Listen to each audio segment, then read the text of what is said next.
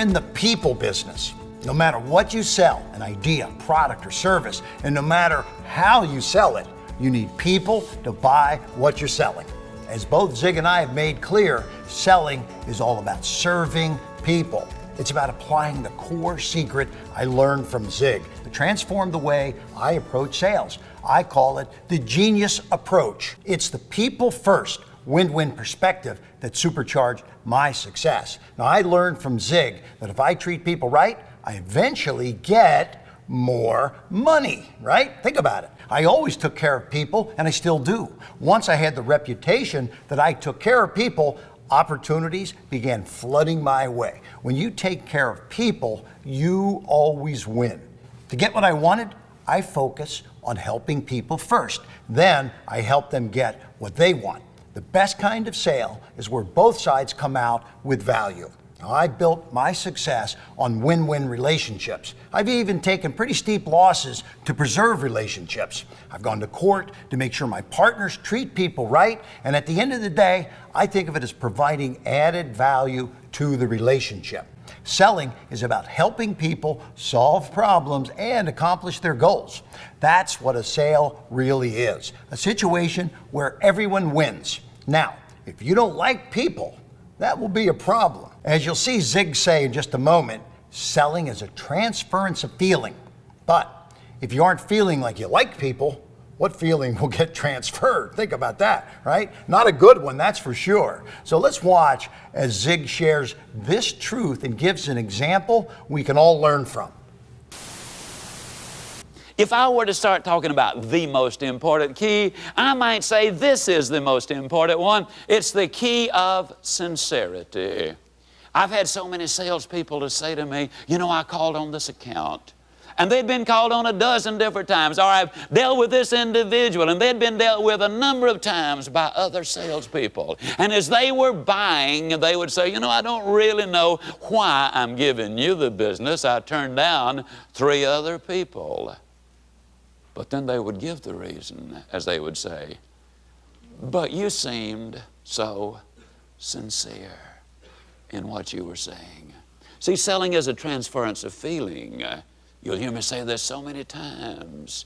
When you can make your prospect feel about your product like you feel about your product, if it's humanly possible, they're going to end up buying your product. Selling is that transference of feeling. Now, don't hang your hat too much on just being sincere, because if you sincerely believe in what you're doing, and if you're sincerely interested in your prospect's best interest, you're going to learn as much as you can as a professional to use the right procedures and the right techniques to help them own something that's going to benefit them. When I think of sincerity, I think one of the greatest stories I have ever heard is the story of Charles Laughton. Charles was a Shakespearean actor. He was a Britisher. And Charles Laughton toured our country reading the Bible. I never had the privilege of hearing him do that. But they say that it was an experience, that he read the Bible in an incredibly beautiful, magnificent way and brought those words to life. He was reading in a Midwestern community in a large rural church. When he finished reading, there was an awe, a hush that fell over the audience. Some said it lasted 2 or 3 minutes. I'd be reasonably certain, though I was not there, that probably a minute would be maximum. But then a little old man, he must have been about 75 years old, stood up, and he asked for permission to read the Bible, and it was granted. And as he started to read, it was obvious instantly to everyone there, including the great Charles Laughton, that this man had a limited education, that he did not have the diction, the elocution. He mispronounced some of the words which were there. But it was even more obvious to everyone there, and especially to Charles Laughton, that if this had been a Bible reading contest, that Charles Laughton would have in fact finished a very distant second.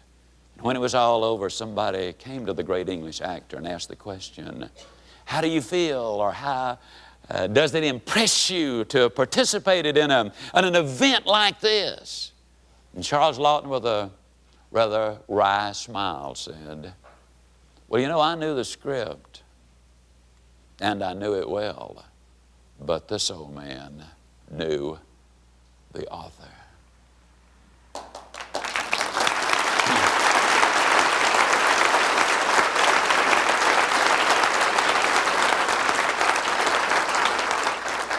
You can learn your presentation.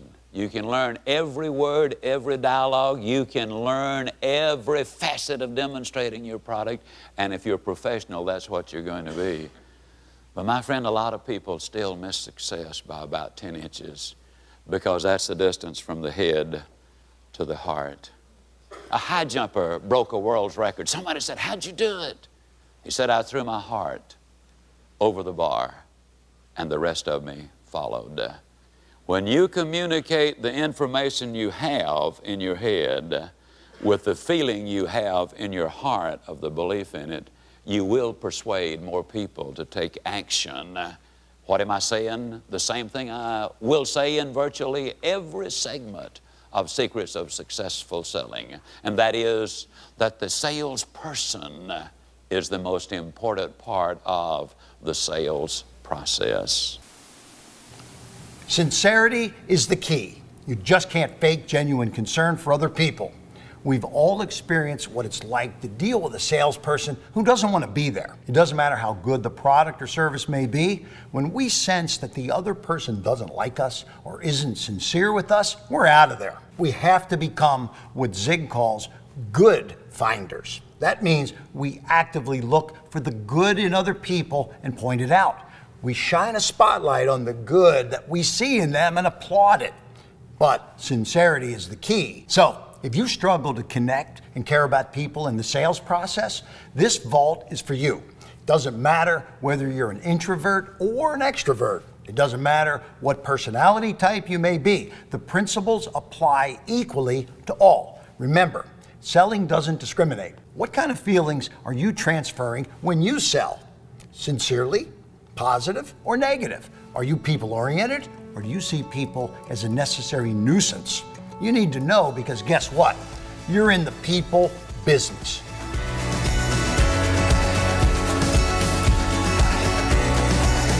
We're back with Kevin Harrington to begin to unpack more about the genius approach. As I heard Zig say many times, you can have everything in life you want if you just help enough other people get what they want. So let's explore more with Kevin about how we can unlock greater sales success by sincerely putting other people first. So Kevin, now some people might say, really, people first? What about profit? Isn't that what we're talking about with sales? Well, look, everybody loves to sell, and they love the rewards that come from selling. Yes, there is a monetary value to making a sale, certainly. Right. But let me give you a great example of putting people first. Okay. Because in my life and in my way of selling, I did a lot of ventures with Tony Little, the fitness guy. Yes. Now, it's easy to sell somebody a piece of fitness equipment that may be overweight or needs it, and you could sell them that product. But with Tony Little, when we structured his all of his programs, we did the Ebb Isolator, we did Target Training, we did the Gazelle. What Tony said, and I fully agreed and supported it because we had certain costs to do this. Right. We said, we're not going to just sell them the equipment. Let's put them first. They have to benefit from this. So we're going to give them an 800 number to call, and they can call it free. Wow. The cost was on us, and it's to talk to a coach about a diet plan, about an exercise plan, about a stumbling block they're having in their life. You know, so you got the equipment. Right. But we don't stop there. We're going to take you all the way to helping you lose the weight and get to where you want to be. Now, many people that would call, we would just support them, and that was free of charge at our cost, right? Many of the people that would call would also want to find out about other products that we might have. So, and now what was happening was, instead of somebody just buying it one time and maybe not even using it, because we would call people to see how they were, you know, hey, what do you think of that Gazelle? Is it, you know, you're using it daily, weekly? Well, I'm going to unpack that box one of these days, right? You know, it's like they haven't even used it yet. It costs $400. Like, come on. But this is the thing. you know, if you sell somebody a $400 piece of fitness equipment and they use it to hang their clothes, they're not going to come back and buy another one from you, right? No, they won't. But if you sell them a piece of fitness equipment, you give them a coach to talk to them and now support them in their goals of losing weight and getting their life back in their body back in shape. Now, do you have any of those fat boosters or those metabolizers or whatever, right? I mean, because Tony Little had protein powders and he had all kinds of other products to be able to offer these folks when they needed it. So this is putting the customer first. And by the way, like I said, at the expense of having to pay the coaches and the phone call costs and all of that. This was at a time when 800 numbers actually cost you money to take those calls, right? So long-term relationships produce greater results. People first will always win over the short-term, fast buck, make the profit, and don't care about the customer. You help them be successful, so they're more loyal and want to come back to work with you. That makes perfect sense. Absolutely, yeah.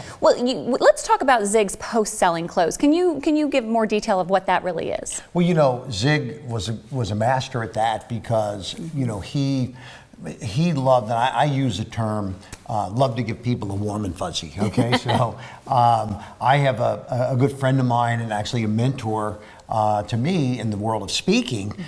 His name is James Malinchak. Yes, and so mutual friend. You know James, right? So James taught me that when you speak, you need to connect with the person that booked you, the agency, the agent, the this, that, after you speak, right? Send a note, send a thank you, send a gift of some kind. Maybe, you know what he always did? He would take a picture of the person that he was with, maybe send them a frame, maybe if he knew they liked a particular bottle of wine, maybe a bottle of wine, something just to leave a really warm and fuzzy feeling in their, you know, in their belly or their mind about the experience. And so he would get booked year after year by that agent because they're like, hey, this guy is a really class guy, right? So, you know, first of all, when the booking comes up for the next event, keeps you top of mind, number one. Of course. Secondly, a lot of these speaking agents, they're booking all kinds of speakers. Oh, sure. And they don't want to, you know, hey, how was the speech? Oh, well, they you know, this happened, that happened, you know, complain. Right. No, James was all about service with a smile, and that's called the post-closing kind of keep in touch type of thing. So, I mean, we in all the years of selling many of the products that we've sold, you know, there's also ways, you know, I mentioned earlier about Tony Little, we would call the customer to see how they're doing. Are they using the product? Do they need any help? You know, that was an outbound reach out because, you know, we truly wanted them to use the product because then they're going to refer it and recommend it to a friend, and et cetera. So I just feel that this, as Zig often said, is that you make the sale, but if you want a lifetime relationship, then you got to stay in touch and continue to support and be there for that client. So important, that post-selling close. Right. You and I were talking earlier, and you had mentioned the story about Arnold Morris. Oh, yeah. And would you mind sharing it? Because I think it's just such a great example of that people-first approach and how together you had just over-the-top success. Would you mind sharing that? Sure.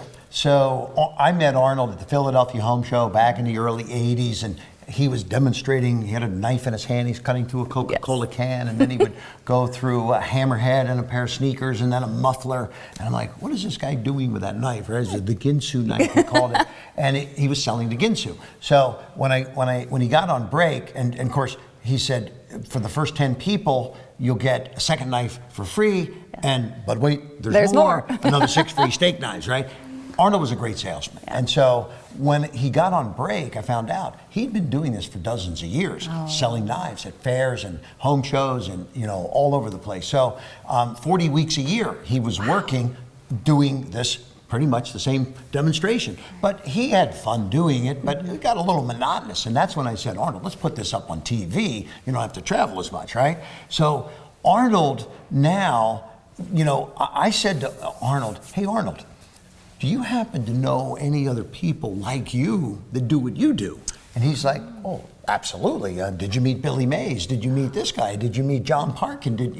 So all of a sudden, because I was connecting in with Arnold, and by the way, he got his check every single month and millions of dollars, right? He was getting paid. He loved it. He was making a lot of money.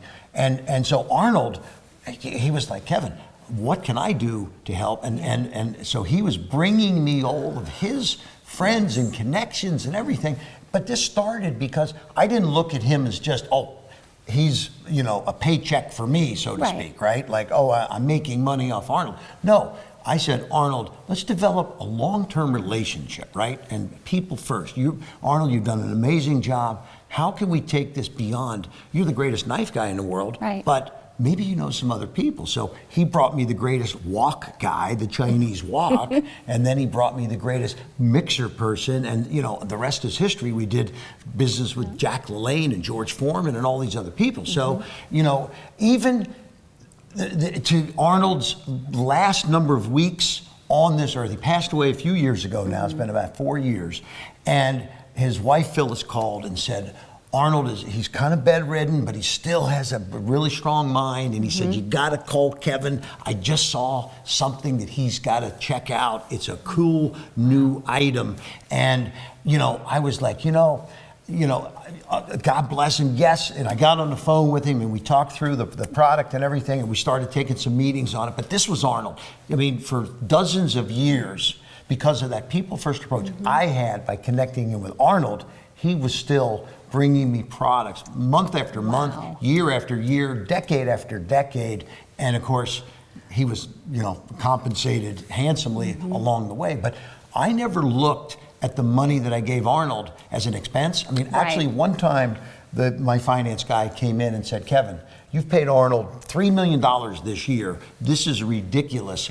This is an expense we don't need. And I'm like, first of all, we have a contract with a partner named Arnold Morris, all right? He's a friend, he's a partner, we have a signed deal, he's bringing us deals, and look at it, if as an accountant, if that's how you're gonna look at it as an investment to get more income in the doors, if you gotta be so negative about it. But don't ever tell me, don't send Arnold the money that he's due and is earning. So Arnold was a great asset to our business, and I can honestly say, had it not been for Arnold Morris, I wouldn't have probably done the billions of dollars in sales that I did. And I appreciate you sharing that, because I love the story, first of all, but I think it is just such a perfect example of the Zig quote we started with. You can have everything in life you want if you just help enough other people get what they want. Now that you know the secret, you are in the people business. It's time to take action. Have you considered before that when you are selling, you are serving people? Make sure to continue to add value to your customer after you've closed the sale. If you haven't already, open your guidebook, complete the exercises, and record your key takeaway for this secret so you can start enjoying your sales success now.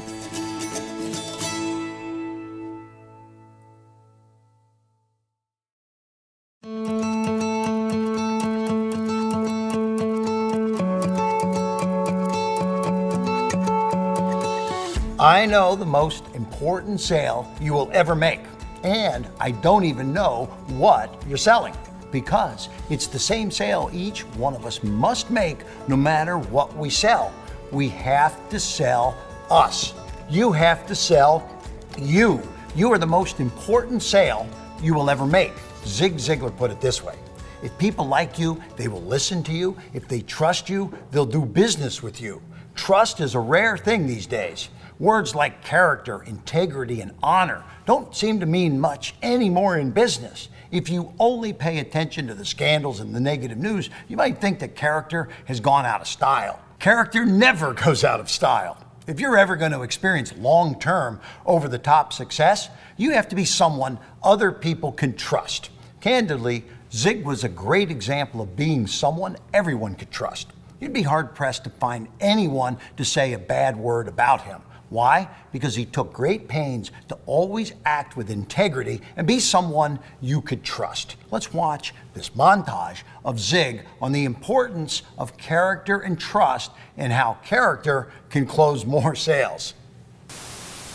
You see, there are some things that are right, There are some things that are wrong, and character is the determining factor. With character, you do everything you can to make certain it's right. That's the best way to be successful in all areas of your life. Build on character, because if you do, I'll see you not just at the top, I'll see you over the top. All of them, you see, had the same basic experience. Each knew how to get prospects. Each knew how to get appointments. Each knew how to make presentations demonstrating features and benefits. Each knew how to handle objections and close sales. And yet one group was dramatically more successful than the other group. And the basic reason has to do with this one word over here. It is called honesty. You see, this group had trust. Their customers trusted them. What they discovered is this: people don't buy based on what you tell them. They do not buy based on what you show them. They do buy based on what you tell them and what you show them, which they believe. Now, who are they going to believe? They're going to believe the good guys, and they're going to believe the good gals. That's who they're going to believe. Now, the second thing they discovered about the outstanding salespeople was this: realizing that since they did not have secretaries and administrative assistants, that the salespeople had to work through everybody in the home office, and understanding that the sale is not complete until the product has been delivered, installed, serviced, paid for, and the customer satisfied, it really isn't sold. And so these super salespeople, when they called in, they were just as nice to the switchboard operator as they were to the chairman of the board. They were just as kind and thoughtful and gracious to the file clerks and the shipping clerks as they were the corporate executives. They all were working together. Yes, the very heart of your sales career starts with that word called honesty. The late Charles Roth said this: people feel that if they utter the three magic words, business is business, they have license to lie, cheat, steal, and in general, rape their fellow man. The fear that those things will happen often exists in the mind of the prospect. Now, Roth pointed out that a calm, confident, positive, reassuring salesperson working from a base of honesty and integrity is the most effective tool to calm the fears of the prospect and get the sale. Yes, honesty is prerequisite for a successful career in selling. One of the things that disturbs me, maybe as much as anything else, when I am on tour, a lot of times the media will ask me the question, Mr. Ziglar, is it really true that you could sell anybody anything? That's insane. Only a con artist can sell anybody anything. The real professional can only sell those things he or she truly believes are going to benefit the prospect more than the money they will receive will benefit them. Now, I'm going to be asking questions as we go along. The first three closes involve selling you on what you do. Now, selling, and so I call this one the persuasion close. As I ask you these questions, some of them are kind of simple, but please do me a favor and respond to them. How many of you sell a pretty good product? Can I see your hands, please? All right. How many of you sell a extraordinarily good product? Can I see your hand? How many of you, ladies and gentlemen, sell a product that serves or solves a problem? Can I see your hand? How many of you believe that when you sell a product that solves a problem, you deserve a profit?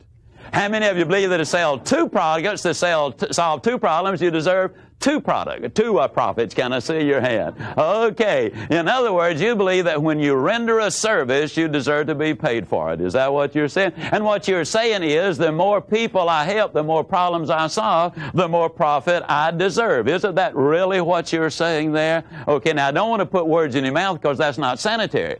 But that really is what you're selling or saying, all right? Now, how many of you have been selling for as long as a year? Can I see your hand? All right. How many of you still got all of the money that you've earned in the last 12 months? Can I see your hands? Okay? Let me ask you a question. How many of you got clients or customers whom you sold a year ago, 2 years ago, 5 years ago, or 10 years ago that are still using and enjoying the benefits of what you sold to them all those years ago? Can I see your hand? Now, the next question is the critical one. How many of you believe that the customer was the biggest winner in the transaction? All right, then if that is the case, is the sales process something you do to somebody, or is it something you do for somebody? Now, when you understand that, you're in position to begin to close the sale. Now, let me tell you what I just did. I just did something that is extremely important in selling. A lot of times we convince people that our product, goods, or services are the best, but we don't persuade them to take action. How do you persuade? Well, let's go back in history and look at a couple of gentlemen named Aristotle and Galileo. Aristotle was a brilliant man, but he came up with a very foolish concept. He believed that if you drop two weights of different sizes but made out of the same material, that they would fall at different rates of speed. That's what they taught at the University of Pisa for years and years and years. And then a young whippersnapper named Galileo came along, and he said, that's crazy. The students and professors said, why, you're off your rocker. Why, Aristotle said, and he said, well, let's go to the top of the Leaning Tower of Pisa, and let's take a look and see. He took two different sized objects of the same material, he dropped them, and they obviously fell at exactly the same rate of speed. He had convinced them beyond any doubt that what he was saying was absolutely right. But he did not persuade them to take action. Now, what am I getting at? How do you persuade people? You don't persuade people by telling them. You persuade them by asking them. You see, had I started by saying that you as salespeople really render a service, you would say, yeah, but I do okay too. Hey, you do all right, and that's fine. That's part of the equation. That's the reason I went through that little routine about how many of you sell a pretty good product. That is so important. You see, that sales process is something you do for someone. It is not something you do to someone. For a couple of years, I fought in the ring. One of the things and incidentally, I had a pretty good record. As a matter of fact, the worst I ever finished was second. Now, the only reason I quit was because of my hands. The referee kept stepping on them. Well, anyhow, in athletics, what you do is you study the opponent's weakness and exploit it. That's true in football, basketball, boxing, tennis, whatever it is. You study their weakness and exploit it. In selling, you study their weakness, that is their need, and you strengthen it by selling them your goods or products or services. There is your difference right there. Now, what kind of person sells the most? What is involved philosophically in this? We've built our entire business on the concept that you can have everything in life you want if you will just help enough other people get what they want. You solve their problems, my friends, you're going to do all right. Now, please understand that's a philosophy and not a tactic.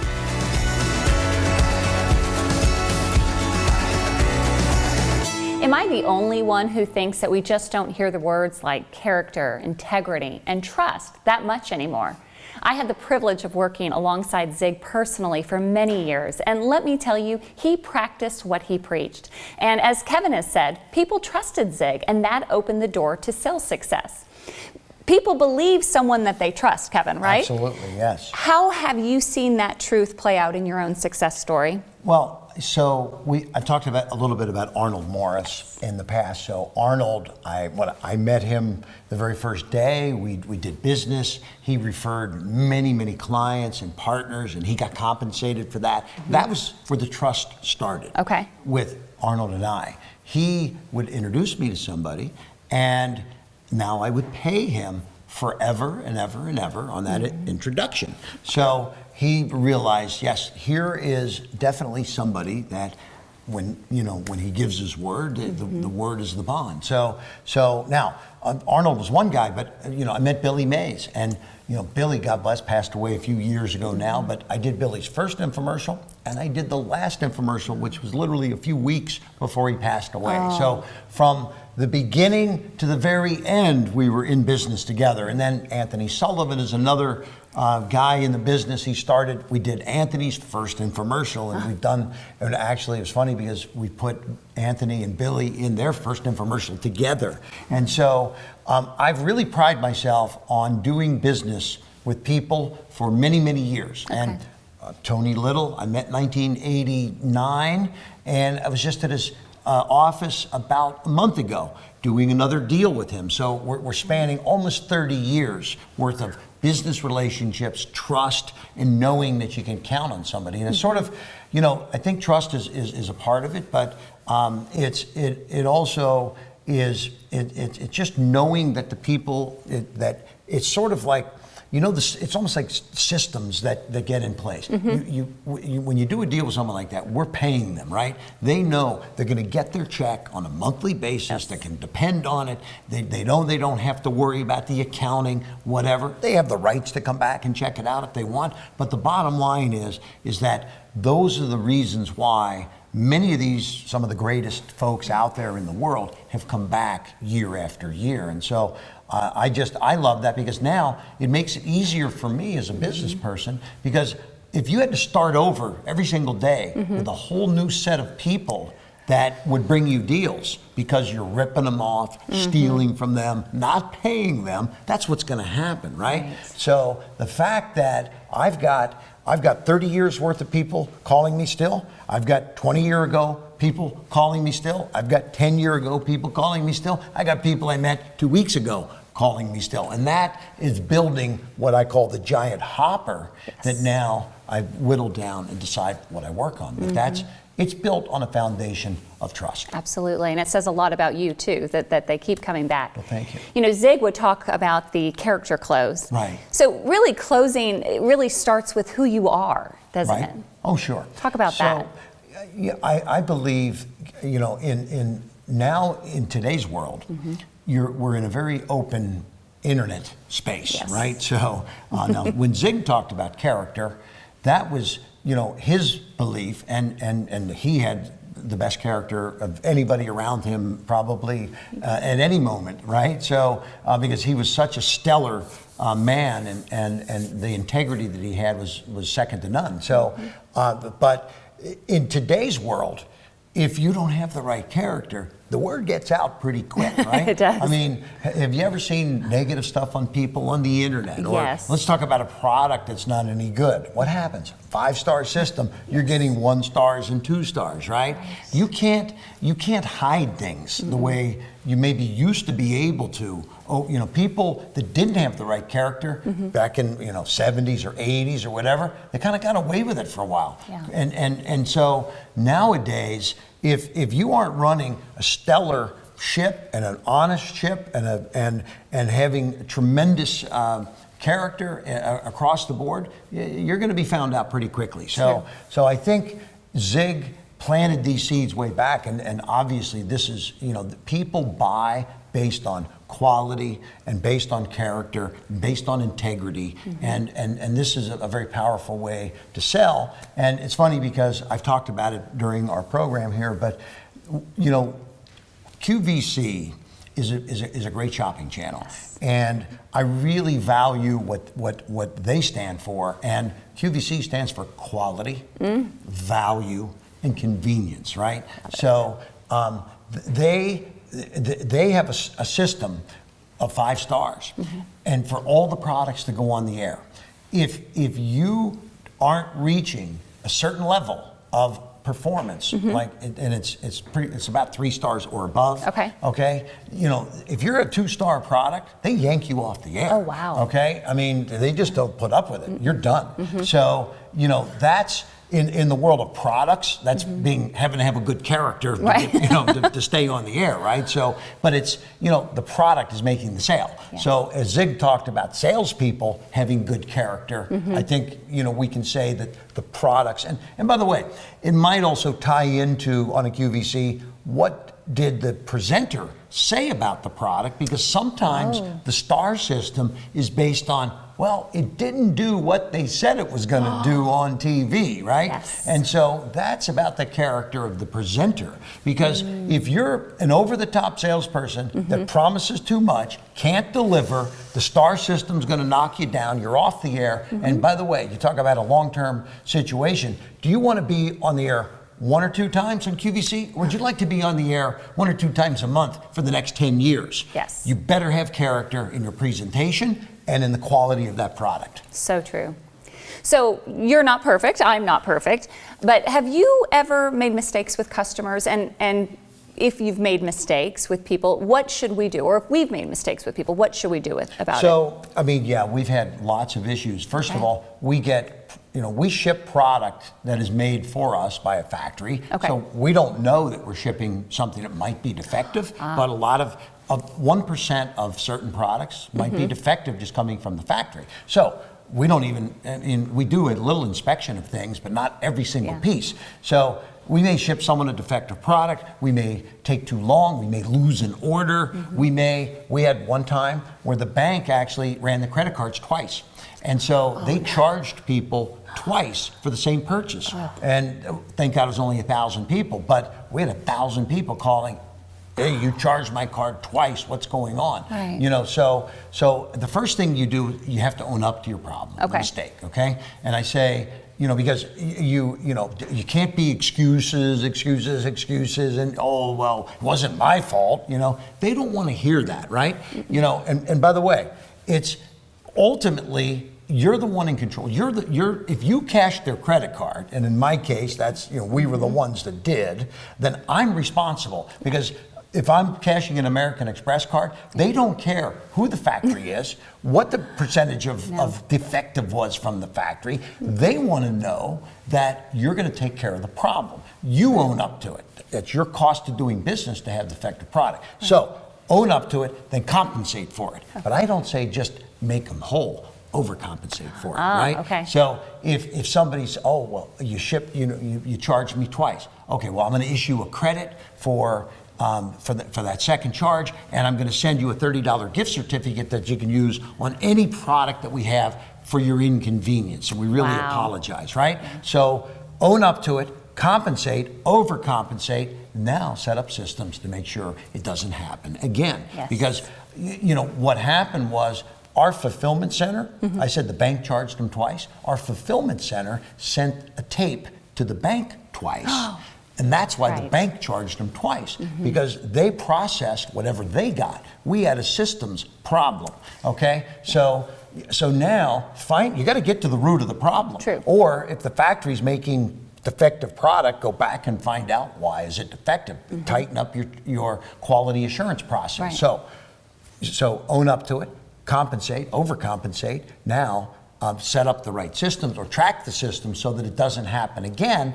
And at the end of the day, this whole process is there's one goal: to give the customer or the person a warm and fuzzy feeling that you really cared about solving the problem and the mistake that you made. So, sorry, we don't want it will never happen again, and we're making up for it. And here's your coupon. And here's a number if you have any questions, you ever want to put them in touch with a manager that is there at any time they need any assistance or whatever. And so we're in the service business also. And so I believe that it's vital that when it's all said and done, if you were to call back those 1,000 people that got double charged, the greatest thing that could happen would be for all of them to say, you know what? Yeah, we had a problem, but they solved it. They overcompensated me for it, left me with a warm and fuzzy, and I would recommend this company anytime. You did the right thing, you regained their trust, and that's really what this is all about. That's what it's all about. Thanks, Kevin.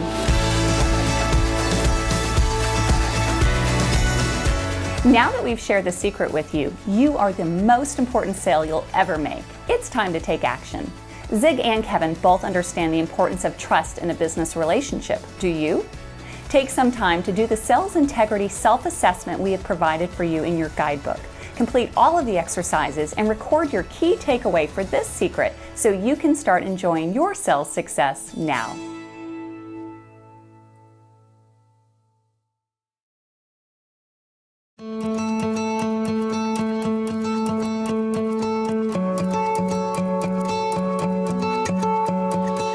So many people see people through the lens of fear. They're afraid of rejection. They're afraid of failure. They're afraid of what people will think of them when they fail. They fill their minds with fear-driven negativity. Then they wonder why they struggle to sell well. That's why they struggle to present their idea, product, or message with confidence. Instead of seeing other people as excuses for failure, we need to see them as opportunities for growth. The key to overcoming that fear is to choose to see people differently. Remember, in an earlier lesson, Zig described how you have the power to sell, but it won't matter if you let fear shape how you see other people. It's easy to start making excuses when you fall short of your goals. If you're not careful, you'll start seeing other people as the reason for your failure. Before you know it, you're frustrated and complaining about how tough people are these days. And let me tell you, when that happens, you'll find a lot of sympathetic ears. There's no shortage of people who want to see themselves as victims. This is not a new problem, and we've all experienced it. It's easy to blame people for not buying whatever you're selling, but the truth is this: if you don't take ownership for your failures, you'll never be able to celebrate over-the-top success. When you face those fears, you can own your success instead of letting your fears own you. Remember, you can choose your response to your fear of people. I used to think it was my job to win an argument with people when selling. I would make a presentation, and sometimes people would say no. They would raise objections and move on. I had to face my fears and go back again. But this is what Zig teaches so well. You don't need to win an argument with customers or get them to admit a mistake. In fact, that's the worst approach you could take. Instead, remember the core secret. You're there to help them. If they didn't see the value of what you're selling, that's probably more on you than it is on them. But you're not there to beat them over the head. You're not there to win an argument or get them to admit they made a mistake. You're there to make the sale. As Zig puts it in this new decision close, all you need to do is empower them to make a new decision. Plus, he'll share 4 truths that will help you overcome those fears of failure and rejection that can cripple your success. I asked that redhead of mine. Now, my wife is a decided redhead, meaning one day she just decided that she is going to be a redhead. By her preference, when I talk about her, I always call her the redhead. When I talk to her, it's Sugar Baby, and her name is Jean. I asked her to marry me, and she said no. I asked her the second time, no. Third time, no. Fourth time, no. Fifth time, no. 6th time, she said yes. But she never changed her mind. What she did was make a new decision. Now, psychologically, you as salespeople need to understand that. When a person says no, and you just sit on them and say, oh, you know you like it, go ahead, you're just irritating them because they've already decided no, and they're not going to change their mind. Now, if you give them new information, which enables them to make a new decision, you see, a wise person changes his mind, and I think everyone knows that, but they change it for a reason, and we've got to give them those reasons. I'd like to start with 4 major points. I want to cover these before we look at the keys in selling. Number 1, there never has been, there never will be, in my opinion, an outstanding salesperson, one who went all the way to the top, one who was a leader. There's never been a truly outstanding salesperson who was normal. In every single instance, they're a little bit warped in their belief in what they're selling. They cannot imagine anybody not saying, yeah, I'll take it. And because they cannot imagine anybody not buying, then by the very force of their own conviction and attitude, they do end up winning those close ones. And the professional wins the close ones. And when I say wins, I mean by that he helps the prospect to win through the ownership of their product. Now, the problem with this is simply tied to the fact that a lot of times when you get so wrapped up in something and you believe in it so strongly and somebody still says no, there's a real chance you might confuse their business refusal, which is all it is, with a personal rejection, which it is not. Now, my son, for example, almost from birth understood that completely. He would ask me for something and I would say no. He wouldn't get upset. He'd just figure that old Dad had missed the question. And what he would do is that he would wait a few minutes and then give me a chance to correct an obvious mistake.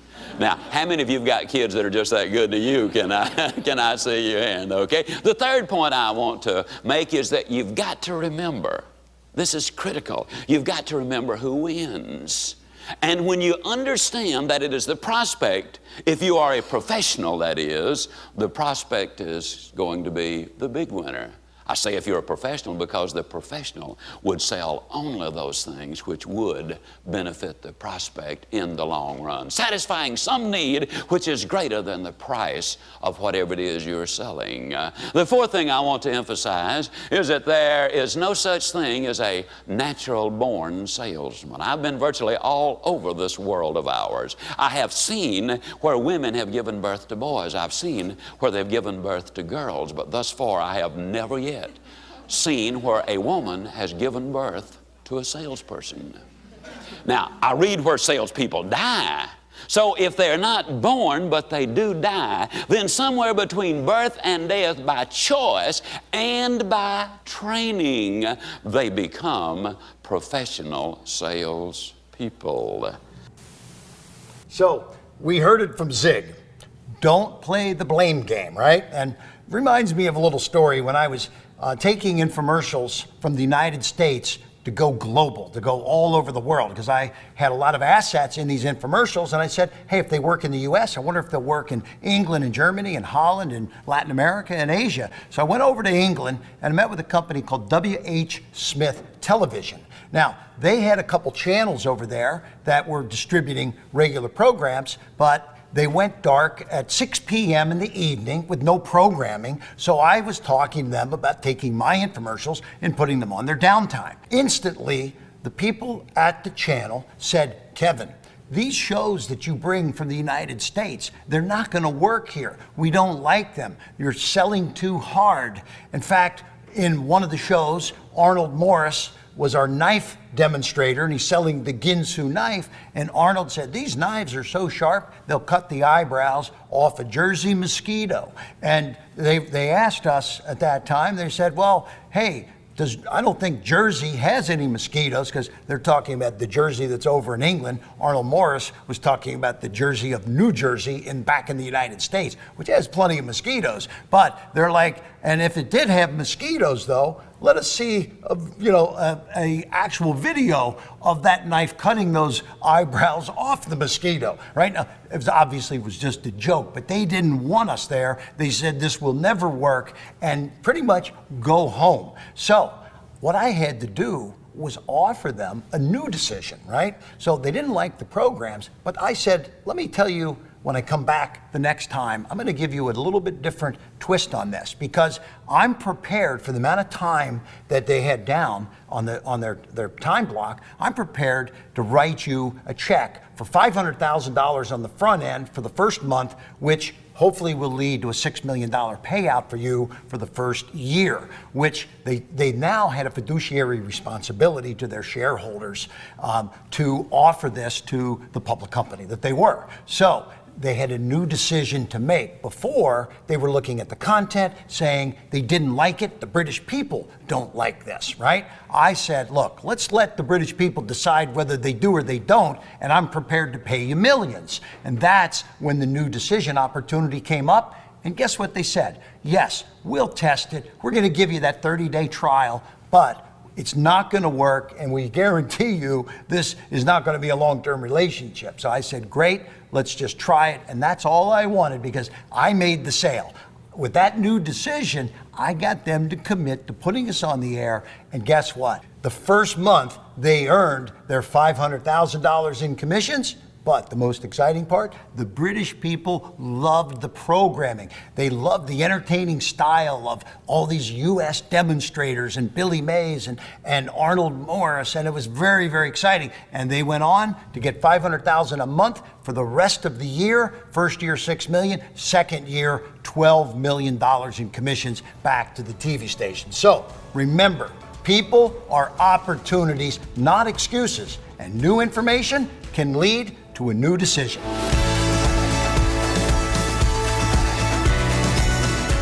Okay, now that you know the secret, people are opportunities, not excuses. It's time to take action.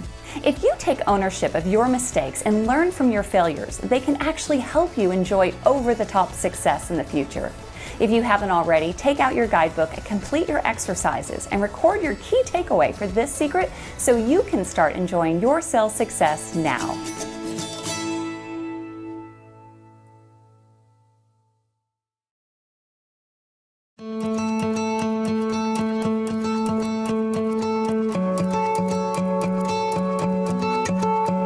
We've talked a lot about the importance of putting people first in this masterclass experience. When you practice the core secret, you think of how you can serve other people first. But there's a danger that can derail you if you're not careful. That's what this secret is all about. Learning how to deal with needy people. You've encountered them before. They seem like promising prospects because they talk a lot about how you can solve their problems. But the more time you invest in them, the more you realize they don't really want a solution because then they would have nothing to talk about.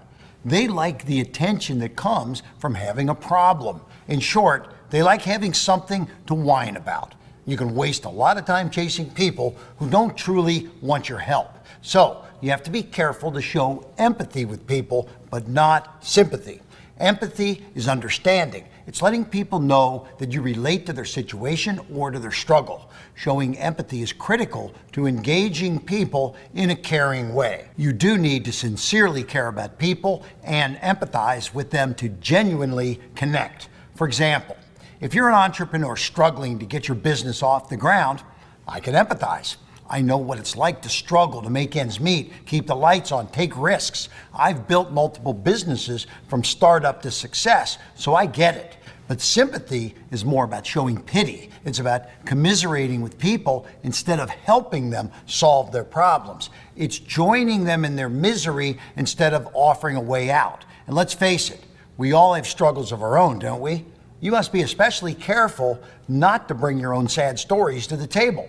If you're struggling to pay the bills, it might be easy to sympathize with a prospect who says they're struggling to pay their bills also. So you might give up when they say they can't afford what you're selling. But the truth is, they may need what you are selling to help them succeed. So if your first reaction is to show sympathy, you'll agree with them that they probably don't have the money. You'll not only miss the sale, but you'll feel worse about your own situation. Remember, selling is a transference of feeling. Never forget that. Show empathy, not sympathy, and you'll avoid getting stuck and feeling like you're spinning your wheels with people and not making any sales. Let's watch how Zig describes this problem and how easy it can be to get lost playing the blame game for life's problems.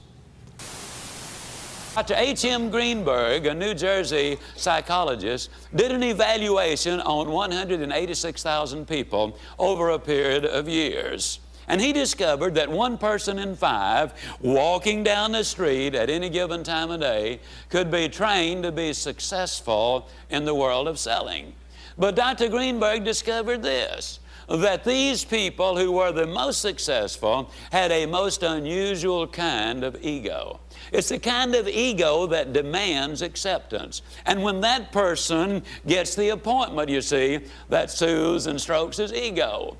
When they make the presentation, if the reception is good, that feeds their ego. When they close the sale, that's the prospect's way of saying, I like you and I trust you. But he also discovered that if this salesperson only had ego, watch out, because they'll stretch the truth a lot of times to make the sale. He said, give me that individual with a good, healthy ego, but who has empathy to go along with it. Now, there's a lot of difference between sympathy and empathy. Sympathy simply means that you feel like the other person feels. Empathy means that you understand how they feel. But you don't feel that way. And because you don't feel that way, but because you do understand how they feel, then you can back away from the problem and offer the solution. Now, I want to emphasize this. Sympathy costs sales, but empathy creates sales. Thank you, Zig. Yeah, you know, in the infomercial industry, we deal with a lot of health and fitness products, and that certainly is a category that needs empathy and not sympathy. And let me give you a great example. So with Tony Little, for example, he would work with people that were 100, 200 pounds overweight. Now, if he just sympathized with them and said, "Oh, I feel so sorry for you," he's not helping them. They're not going to lose weight, right? So by having empathy, he's actually looking to improve their life, and he's giving them diet plans and not just selling a piece of equipment that may or may not work. He needs to help them change their lifestyle, their eating habits, and go beyond just the sale. In fact, what Tony did is he put a 1-800 number free coach in every order. Once you bought a piece of equipment, you had access on a free basis to one of his coaches that would help you with your lifestyle, with your eating habits, and all the other issues that surrounded you. Because if you're 200 pounds overweight, you need help beyond just getting on the Gazelle, for example, which is one of the products that we were selling. Same thing with Richard Simmons. Richard Simmons was amazing as he would sit and he would take somebody that couldn't even get on a bicycle and ride the bike, and by empathizing with them and working with them, and it might be 6 months, 12 months, 18 months later, he had turned them around and they'd lost that weight, they got their vitality back, and they were ready to go. People that have a problem, they need help, right? And it's always important to remember, always give empathy, not sympathy, and don't get distracted by people playing the blame game. Now that the secret has been revealed to you, give empathy, not sympathy. It's time to take action. It is much more effective to help people overcome a problem than it is to join them in their struggles. Can your sell help them get out of the corner they've backed themselves into? If you haven't already, grab your guidebook and complete your exercises and record your key takeaway for this secret so you can start enjoying your sales success now.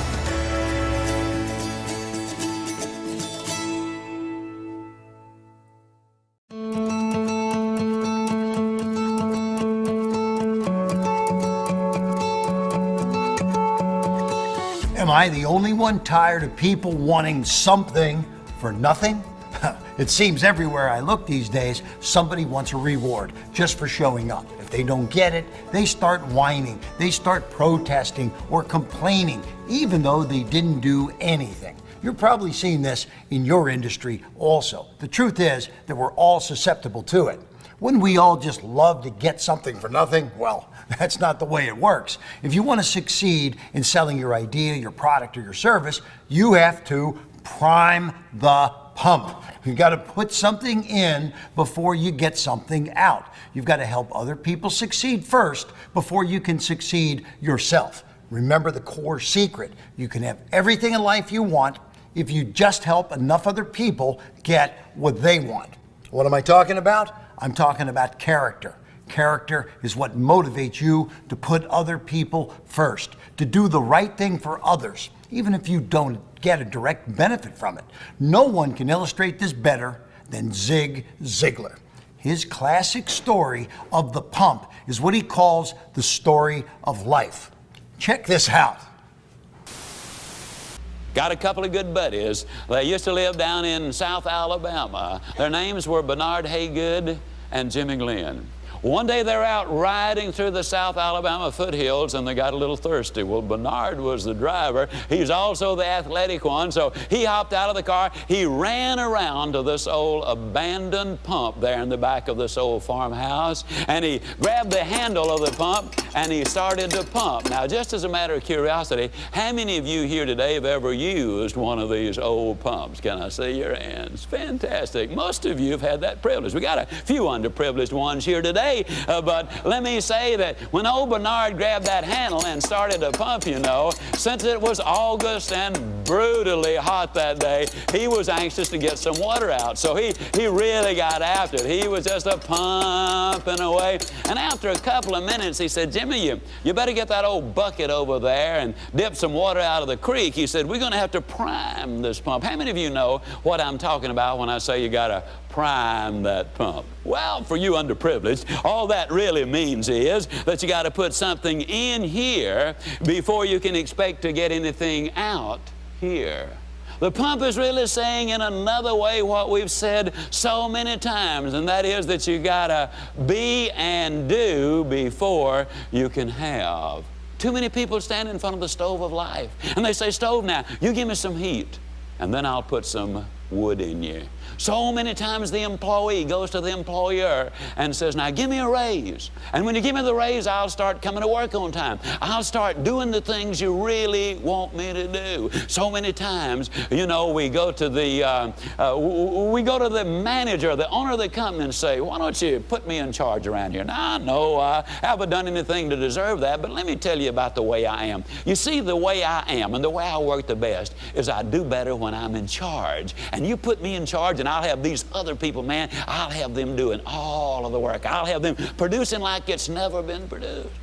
You have the occasions, you know, literally where the student goes to the teacher and said, teacher, I know, I haven't been turning in my work. I know I've flunked a test, but if I take home a failing grade this quarter, my mama is going to skin me alive. Tell you what you do, teacher, give me a passing grade, and then I'll guarantee you next quarter I will work harder than any students you have ever seen in your life. I will really perform. As a matter of fact, if you'll just give me a passing grade this time, then I'll be on the honor roll next time. What they're saying is reward me now, and then later I'll perform. That's not the way it works. If it did work, can't you just imagine an old farmer saying, Lord, I know I didn't plant a thing this year, but if you'll just give me a bountiful crop this year, I promise you next spring I'll plant more than any farmer in this whole valley. It doesn't work that way. First, you've got to put something in before you can expect to get anything out. Well, old Bernard wanted to drink water. But the question is, just how much pumping are you willing to do in order to get that drink of water? And after a few minutes, he said, Jimmy, I just don't believe there's any water down there. And Jimmy said, yes, it is, Bernard. You know, in South Alabama, the wells are deep. And we're glad they are, aren't we? Because you see, the deeper the well, the cleaner, the sweeter, the purer, the better tasting the water is. And isn't that another lesson the pump can teach us? Isn't it true that those things which have value, I mean real value, are those things which we have to work for over a period of time? You see, it is true that every Tom, Dick, and Harry who is available to every Sue, Jean, and Jane, if they're available to anybody and everybody under any circumstances, that obviously is not the kind of an individual that we're going to choose as our mate. If everybody could become an expert at anything at a drop of a hat, would there be any rewards for it? And I think you have the answer even as I ask the question. Yes, it's absolutely true that those things which have value, which have real value, are those things which we make that honest effort to acquire. We work at it and we do a little sweating in the process, and by now old Bernard is really beginning to sweat. I mean, it's August, it's hot, and finally he just threw up his hand. He said, Jimmy, there just ain't no water down there. Jimmy said, don't stop, Bernard, don't stop. If you stop, that water's going to go all the way back down, and then you're going to have to start all over.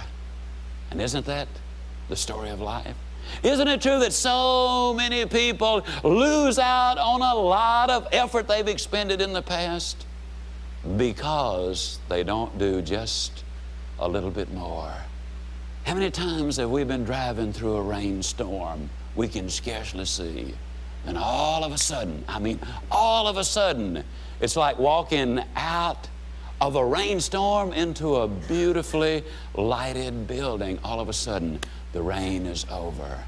But had we stopped 50 feet sooner, we would never have experienced going into the beautiful light. So many times we stop with the goal just around the corner, with the goal just over the hill, with the goal within our reach, where a little more effort, a little more commitment, a little more work would have made of the difference. Yes, sometimes it does take an awful lot of pumping. You really got to stay after it. But here's one of the most exciting things about the game of life. Once you get the water to flowing, then all you got to do is keep a little easy, steady pressure on it. And you're going to end up with more water than you know what to do with. You know what I like about this? I like the fact, you see, that this has nothing to do with your age or education. It has nothing to do with whether you're black or white, or male or female, or Catholic or Jew or Protestant. It has nothing to do with whether you're old or young, extrovert or introvert. This has to do with your God-given ability as free people to work as long as you wish, as hard as you wish, and as enthusiastically as you wish to get those things in life which you really want to get.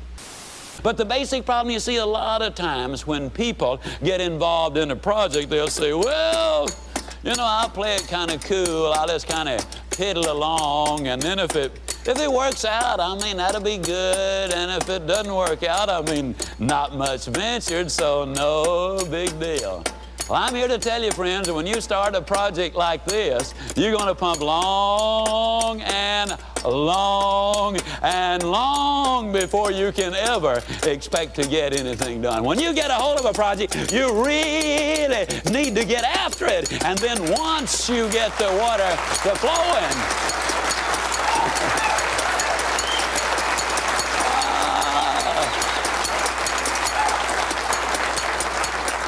then when you get that water to flow, and then all you got to do is keep that easy, steady pressure. So I close with this. Keep pumping, and I'll see you at the top.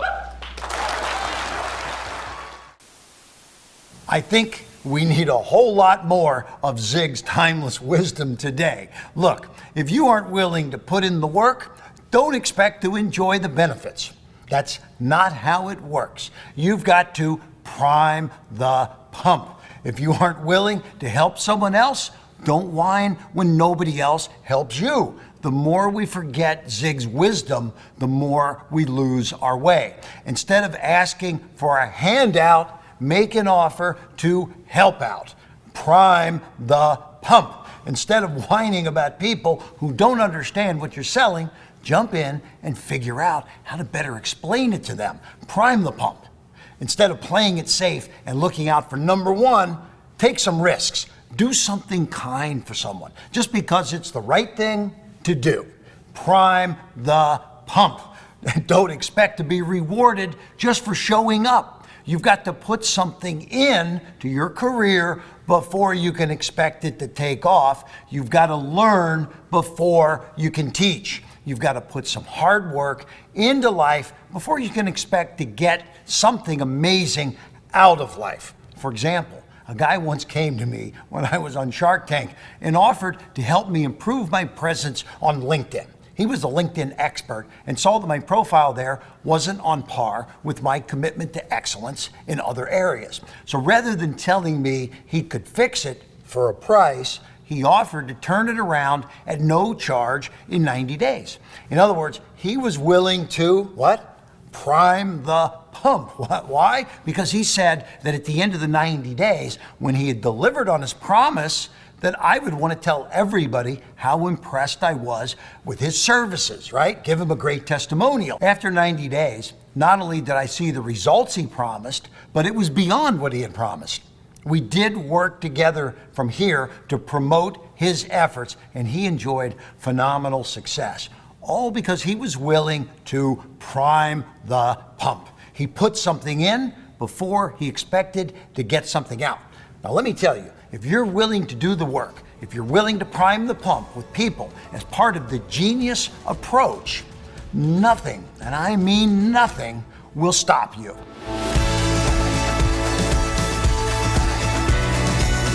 Now that you have the secret, prime the pump, it's time to take action. Are you expecting something from people without investing in them first? If you haven't already, open your guidebook. We have created the Prime the Pump action plan just for you. Complete it and the rest of your exercises and record your key takeaway for this secret so you can start enjoying your sales success now.